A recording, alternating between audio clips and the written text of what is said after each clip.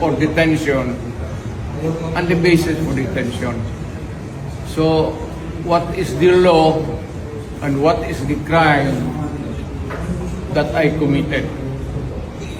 Show to me now the legal basis for my being here. As apparently I was brought here not of my own volition. It's somebody else's. Kung hindi ibang tao, ikaw siguro, because this is your structure. So you have to answer now for the deprivation of liberty. People general naman kayo. Alam mo ba na hindi man lang siya na-serve kung anong kaso kung pinag-charge sa kanya ngayon? Hindi niya alam.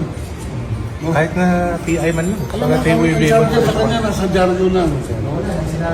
And then, hindi pa kayo na ano na ganito ginagawa natin. Sumusunod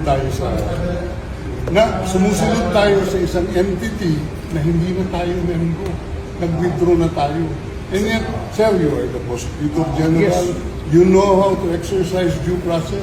Before you can even file charges, you have to file a complaint. We have to file a counter affidavit.